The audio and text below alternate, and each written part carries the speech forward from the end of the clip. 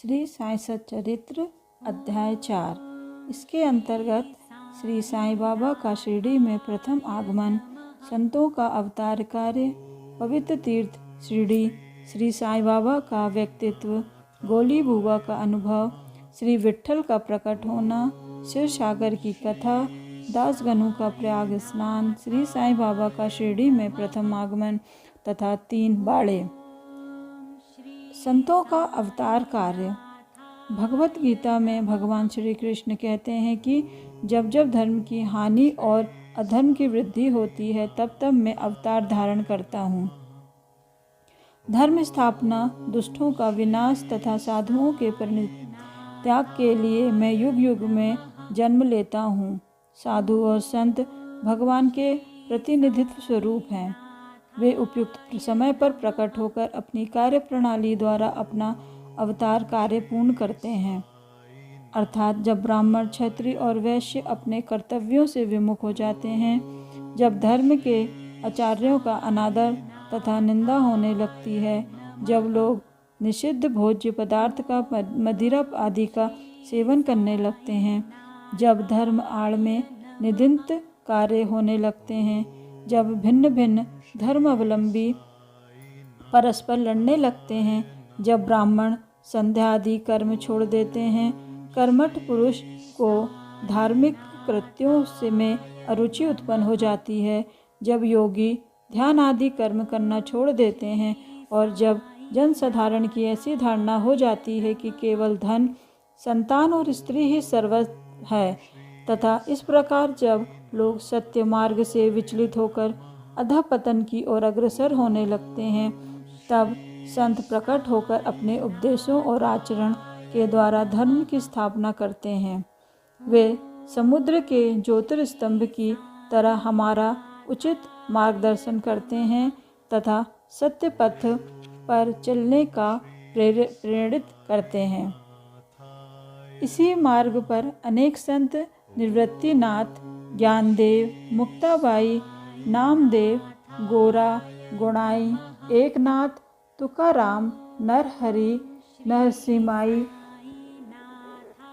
सजन कसाई, सावंता माली और रामदास तथा कई अन्य संत सत्य मार्ग का दिग्दर्शन कराने हेतु भिन्न भिन्न अवसरों पर प्रकट हुए और इन सबके पश्चात शिरडी में श्री साईं बाबा का अवतार हुआ। पवित्र तीर्थ शिरडी। अहमदनगर जिले में गोदावरी के तट बड़े ही भाग्यशाली हैं, जिन पर अनेक संतों ने जन्म धारण किया और अनेकों ने वहां आश्रय पाया। ऐसे संतों में श्री ज्ञानेश्वर महाराज प्रमुख थे। शिरडी अहमदनगर जिले के राहता तालुका में है। गोदावरी नदी पार करने के पश्चात मार्ग सीधा शिरडी को जाता है। 8 मील चलने पर जब आप निम गांव पहुंचेंगे तो वहां से शिरडी दृष्टिगोचर होने लगती है। कृष्णा नदी के तट पर अन्य तीर्थ स्थान गाणगारपुर, नरसिंहवाड़ी और औदुंबर के समान ही शिरडी भी प्रसिद्ध तीर्थ है। जिस प्रकार दामोजी ने मंगलबेढ़ा को, समर्थ रामदास ने सज्जनगढ़ को, दत्तावतार श्री नरसिंह सरस्वती ने बाड़ी को पवित्र किया, उसी प्रकार श्री साईनाथ ने शिरडी में अवतीर्ण होकर उसे पावन बनाया। अब शिरडी साईं बाबा का व्यक्तित्व। श्री साईं बाबा के सानिध्य में शिरडी का महत्व विशेष बढ़ गया। अब हम उनके चरित्र का अवलोकन करेंगे।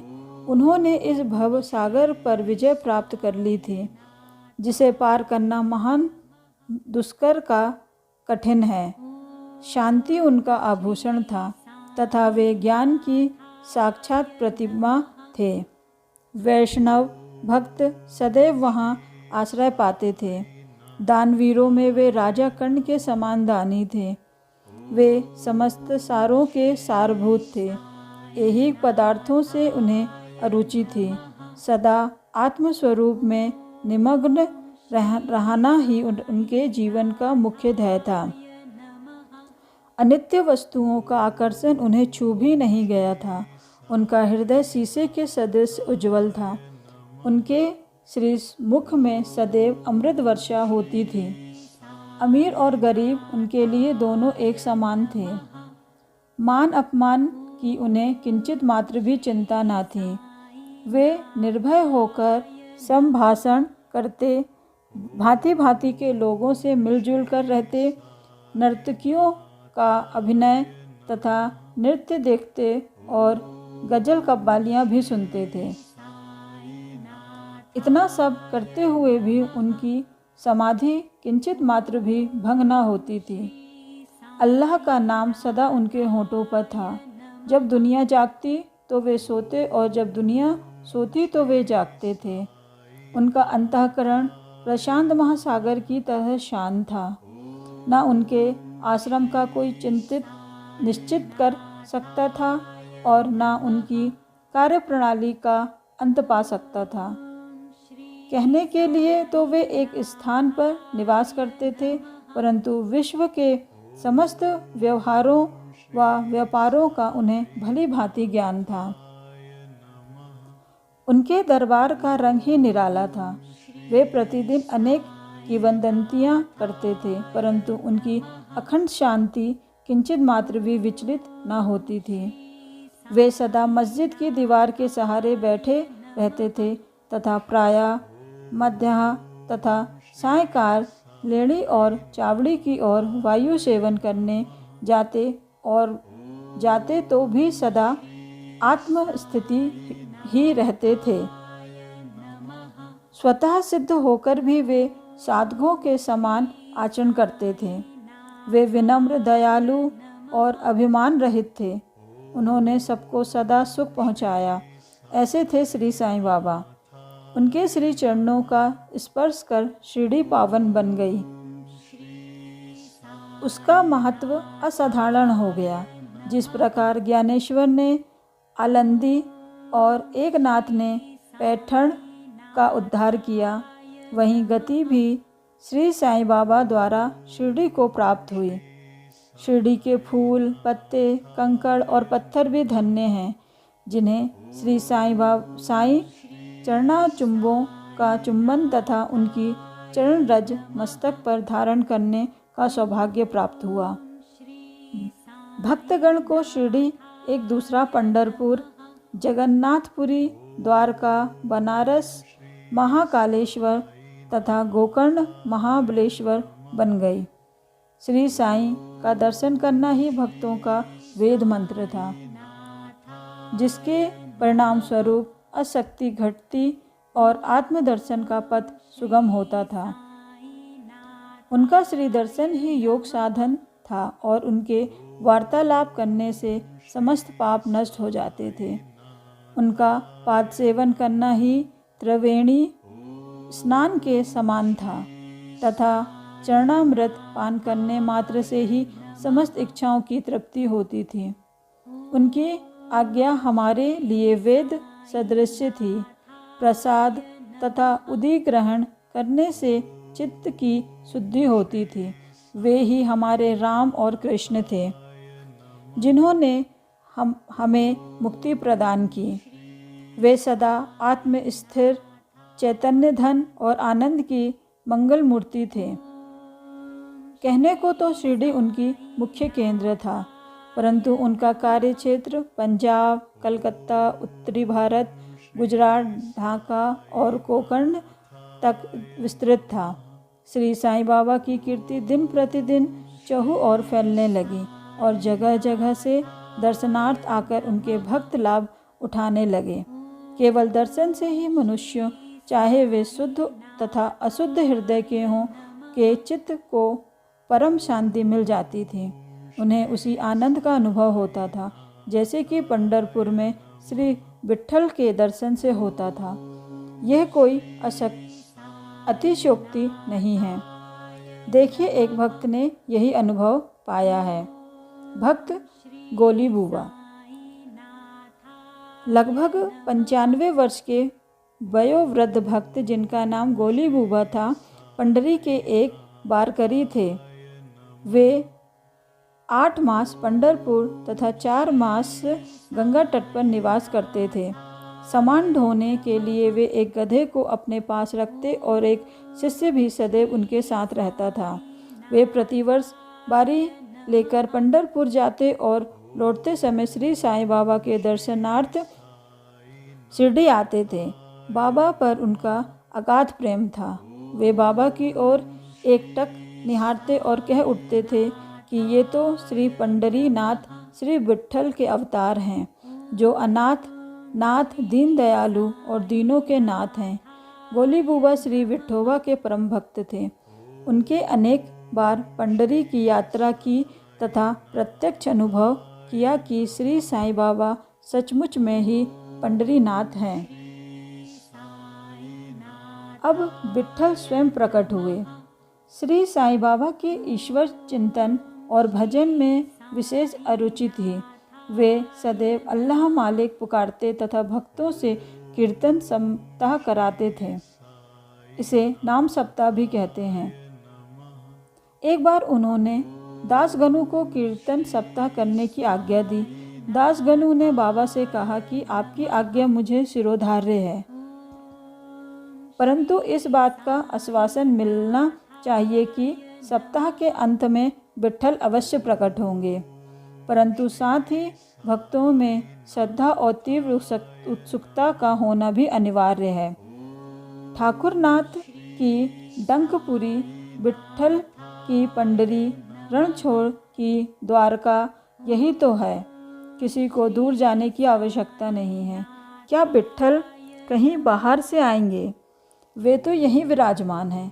जब भक्तों में प्रेम और भक्ति का स्रोत प्रवाहित होगा तो विट्ठल स्वयं ही यहाँ प्रकट हो जाएंगे। सप्ताह समाप्त होने के बाद विट्ठल भगवान इस प्रकार प्रकट हुए। काका साहेब दीक्षित सदैव की भांति स्नान करने के पश्चात जब ध्यान करने को बैठे तो उन्हें विट्ठल के दर्शन हुए। दोपहर के समय जब वे बाबा के दर्शनार्थ मस्जिद पहुँचे तो बाबा ने उनसे पूछा, क्यों विट्ठल पाटिल आए थे ना? वे बहुत चंचल हैं, उन्होंने दृष्टता से पकड़ लो। यदि थोड़ी भी असावधानी की तो वे बचकर निकल जाएंगे। ये प्रातः काल की घटना थी और दोपहर के समय उन्हें पुनः दर्शन हुए। उसी दिन एक चित्र बेचने वाला विठोबा के 25-30 चित्र लेकर वहाँ बेचने आया। यह चित्र ठीक वैसे ही था जैसा कि काका साहेब दीक्षित को ध्यान में दर्शन हुए थे। चित्र देखकर और बाबा के शब्दों का स्मरण कर काका साहेब को बड़ा विस्मय और प्रसन्नता हुई। उन्होंने एक चित्र सहृदय खरीद लिया और उसे अपने देवघर में प्रतिष्ठित किया। ठाड़ा के अवकाश प्राप्त मामलदार श्री वीबी देव ने अपने अनुसंधान के द्वारा यह प्रमाणित कर दिया है कि शिरडी पंढरपुर की परिधि में आती है। दक्षिण में पंढरपुर श्री कृष्ण का प्रसिद्ध स्थान है, अतः शिरडी ही द्वारका है। द्वारका की एक और व्याख्या सुनाने में आई है, जो कि के नारायण अय्यर द्वारा लिखित भारतवर्ष का स्थायी इतिहास में स्कंद पुराण से उद्धृत की गई है। वह इस प्रकार है, चतुर्वर्णमपि वर्गाणं यत्र द्वारणी सर्वतः अतो द्वारावर्तित्युक्ता विद्युद्वित भस्यत्ववादितः। जो स्थान चारों वर्णों के लोगों को धर्म, अर्थ, काम और मोक्ष के लिए सुलभ हो, दार्शनिक लोग उसे द्वारका के नाम से पुकारते हैं। शिरडी में बाबा की मस्जिद केवल चारों वर्णों के लिए ही नहीं, अपितु दलित, अस्पष्ट और भागोजी, सिंधे और कोड़ी आदि सबके लिए खुली थी। अतः शिरडी को द्वारका कहना ही सर्वदा उचित है। अब भगवंत राव क्षीरसागर की कथा। श्री विट्ठल पूजन में बाबा को कितनी रुचि थी, यह भगवत राव क्षीरसागर की कथा से स्पष्ट है। भगवत राव के पिता विठोबा के परम भक्त थे, जो प्रतिवर्ष पंढरपुर बारी लेकर जाते थे। उनके घर में विठोबा के एक मूर्ति थी, जिनकी वे नित्य प्रति पूजा करते थे। उनकी मृत्यु के पश्चात उनके पुत्र भगवत राव ने बारी, पूजन, श्राद्ध इत्यादि समस्त कर्म करना छोड़ दिया। जब भगवत राव शिरडी आए तो बाबा उन्हें देखते ही कहने लगे कि इनके पिता मेरे परम मित्र थे, इसी कारण मैंने इन्हें यहाँ बुलाया है। इन्होंने अभी नैवेद्य अर्पण नहीं किया तथा मुझे और बिट्टोवा को भूखों मारा है, इसीलिए मैं इन्हें यहाँ आने को प्रेरित किया है। अब मैं इन्हें हठपूर्वक पूजा में लगा दूंगा। अब दासगणु का प्रयाग स्नान।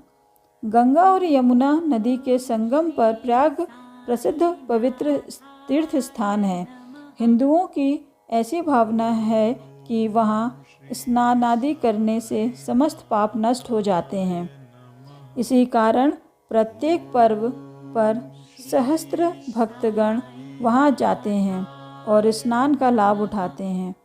एक बार दासगणु ने भी वहाँ जाकर स्नान करने का निश्चय किया।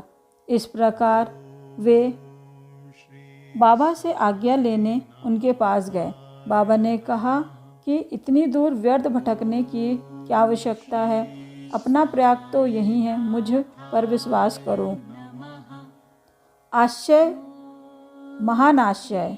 जैसे ही दासगणु बाबा के चरणों पर नत हुए तो बाबा के श्री चरणों में गंगा यमुना की धारा वेग से प्रवाहित होने लगी। यह चमत्कार देखकर दासगणु का प्रेम और भक्ति उमड़ पड़ी। आँखों से अश्रुओं की धारा बहने लगी। उन्हें कुछ अंतःस्फूर्ति हुई और उनके मुख से श्री साईं बाबा की स्तोत्रध्वनि स्वतः प्रवाहित होने लगी। अब शिरडी साईं बाबा का शिरडी में प्रथम आगमन। श्री साईं बाबा के माता पिता, उनके जन्म और जन्म स्थान का किसी को भी ज्ञान नहीं है। इस संबंध में बहुत छानबीन की गई। बाबा से तथा अन्य लोगों से भी इस विषय में पूछताछ की गई, परंतु कोई संतोषप्रद उत्तर अथवा सूत्र हाथ ना लग सका। यथार्थ में हम लोग इस विषय में सर्वदा अनभिज्ञ हैं। नामदेव और कबीरदास जी का जन्म अन्य लोगों की भांति नहीं हुआ था। वे बाल रूप में प्रकृति की गोद में पाए गए थे। नामदेव भीमरथी नदी के तीर पर गोनाई और कबीर भागीरथी नदी के तीर पर तमाल को पड़े हुए मिले थे, और ऐसा ही श्री साईं बाबा के संबंध में भी था। वे शिरडी में नीम वृक्ष के तले 16 वर्ष की तरुण अवस्था में स्वयं भक्तों के कल्याणार्थ प्रकट हुए थे। उस समय भी वे पूर्ण ब्रह्मज्ञानी प्रतीत होते थे। स्वप्न में भी उनको किसी लौकिक पदार्थ की इच्छा नहीं थी। उन्होंने माया को ठुकरा दिया था और मुक्ति उनके चरणों में लौटती थी। शिरडी ग्राम की एक वृद्ध स्त्री नाना चौपदार की माँ ने उनका इस प्रकार वर्णन किया है। एक तरुण, स्वस्थ, फुर्तीला तथा अति रूपवान बालक सर्वप्रथम नीम वृक्ष के नीचे समाधि में लीन दिखाई पड़ा। सर्दी व गर्मी की उन्हें किंचित मात्र भी चिंता न थी। उन्हें इतनी अल्प आयु में इस प्रकार कठिन तपस्या करते देखकर लोगों को महान आश्चर्य हुआ। दिन में वे किसी से भेंट नहीं करते थे और रात्रि में निर्भय होकर एकांत में घूमते थे। लोग आश्चर्यचकित होकर पूछते फिरते थे कि इस युवक का कहाँ से आगमन हुआ है। उनकी बनावट तथा आकृति इतनी सुंदर थी कि एक बार देखने मात्र से लोग आकर्षित हो जाते थे। वे सदा नीम वृक्ष के नीचे बैठे रहते थे और किसी के द्वार पर न जाते थे। यद्यपि वे देखने में युवक प्रतीत होते थे, परंतु उनका आचरण महान आत्माओं के सदृश था। वे त्याग और वैराग्य की साक्षात प्रतिमा थे। एक बार एक आश्चर्यजनक घटना हुई। एक भक्त को भगवान खंडोबा का संचार हुआ। लोगों ने शंका निवारणार्थ उनसे प्रश्न किया कि हे देव, कृपया बताइए कि ये किस भाग्यशाली पिता की संतान है और अनेका कहाँ से आगमन हुआ है। भगवान खंडोबा ने एक कुदाली मंगवाई और एक निर्दिष्ट स्थान पर खोदने का संकेत किया। जब वह स्थान पूर्ण रूप से खोदा गया तो वहाँ एक पत्थर के नीचे ईंट पाई गई। पत्थर को हटाते ही एक द्वार दिखा। वहाँ पर 4 दीप जल रहे थे। उन दरवाज़ों का मार्ग एक गुफा में जाता था। वहाँ गौमुखी आकार की इमारत, लकड़ी के तख्ते, मालाएं आदि दिखाई पड़ी। भगवान खंडोबा कहने लगे कि इस युवक ने इस स्थान पर 12 वर्ष तपस्या की है। तब लोग युवक से प्रश्न करने लगे, परंतु उसने यह कहकर बात टाल दी कि यह मेरे श्री गुरुदेव की पवित्र भूमि है, अतएव मेरा पूज्य स्थान है। जब लोगों ने इस दरवाजे को पूर्णतः बंद कर दिया, जिस प्रकार अश्वत्थ तथा गौदुम्बर वृक्ष पवित्र माने जाते हैं, इसी प्रकार बाबा ने भी इस नीम वृक्ष को इतना ही पवित्र माना और प्रेम किया। मालसापति तथा शिरडी के अन्य भक्त इस स्थान को बाबा के गुरु समाधि स्थान मानकर सदैव नमन किया करते थे। अब 3 बाड़े। नीम वृक्ष के आसपास की भूमि श्री हरि विनायक साड़े ने मोल ले ली और उस स्थान पर एक विशाल भजन का निर्माण किया, जिसका नाम साड़े बाड़ा रखा गया। बाहर से आने वाले यात्रियों के लिए वह बाड़ा एक मात्र विश्राम स्थान था। वहाँ सदैव भीड़ रहा करती थी। नीम वृक्ष के नीचे चारों ओर चबूतरा बंधाया गया। सीढ़ियों के नीचे दक्षिण की ओर एक छोटा सा मंदिर था, जहाँ भक्त लोग चबूतरे के ऊपर उत्तर मुख होकर बैठते थे। ऐसा विश्वास किया जाता था कि जो भक्त गुरुवार और शुक्रवार की संध्या को वहाँ धूप, अगरबत्ती और सुगंधित पदार्थ जलाते हैं, वे ईश कृपा से सदैव सुखी होंगे। यह बाड़ा बहुत पुराना और जीर्ण शीर्ण स्थिति में था तथा इसके जीर्णोद्धार की नितांत आवश्यकता थी, जो संस्थान द्वारा पूर्ण कर दी गई। कुछ समय के पश्चात एक दूसरे बाड़े का निर्माण हुआ, जिसका नाम दीक्षित बाड़ा रखा गया। काका साहेब दीक्षित कानूनी सलाहकार जब इंग्लैंड में थे, तब वहाँ उन्हें किसी दुर्घटना से पैर में चोट आ गई थी। उन्होंने अनेक उपचार किए, परंतु पैर अच्छा न हो सका। नाना साहेब चांदोलकर ने उन्हें बाबा की कृपा प्राप्त करने का परामर्श किया। इसीलिए उन्होंने सन 1909 में बाबा के दर्शन किए। उन्होंने बाबा से पैर के बदले अपने मन की पंगुता दूर करने की प्रार्थना की। बाबा के दर्शन से उन्हें इतना सुख प्राप्त हुआ कि उन्हें स्थायी रूप से शिरडी में रहना स्वीकार कर लिया और इसी कारण उन्होंने अपने तथा भक्तों के हेतु एक बाड़े का निर्माण कराया। इस भवन का शिलान्यास दिनांक 9/12/1910 को किया गया।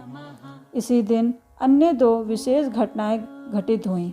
पहला, श्री दादा साहेब खापड़े को घर वापस लौटने की अनुमति प्राप्त हो गई और दूसरा, चावड़ी में रात्रि को आरती आरंभ हो गई।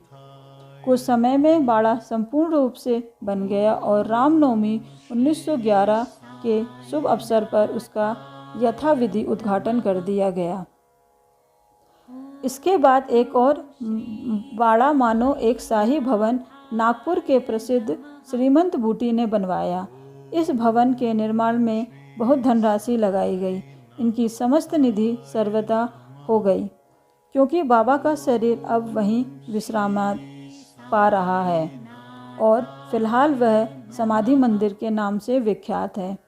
इस मंदिर के स्थान पर पहले एक बगीचा था, जिसमें बाबा स्वयं पौधों से सींचते और उनकी देखभाल किया करते थे। जहाँ पहले एक छोटी सी कुटिया भी नहीं थी, वहाँ 3-3 बाड़ों का निर्माण हो गया। इन सब में साड़े बाड़ा पूर्व काल में बहुत ही उपयोगी था। बगीचे की कथा। वामन तात्या की सहायता से स्वयं बगीचे की देखभाल, शिरडी से श्री साईं बाबा की अस्थायी अनुपस्थिति तथा चांद पाटिल की बारात में पुनः शिरडी लौटना, देवी दास जानकी दास और गंगा गिर की संगति, मोहिउद्दीन तंबोल के साथ कुश्ती, मस्जिद में निवास, श्री डेंगले व अन्य भक्तों पर प्रेम तथा अन्य घटनाओं का अगले अध्याय में वर्णन किया जाएगा। अध्याय 4 समाप्त। ओम साई राम।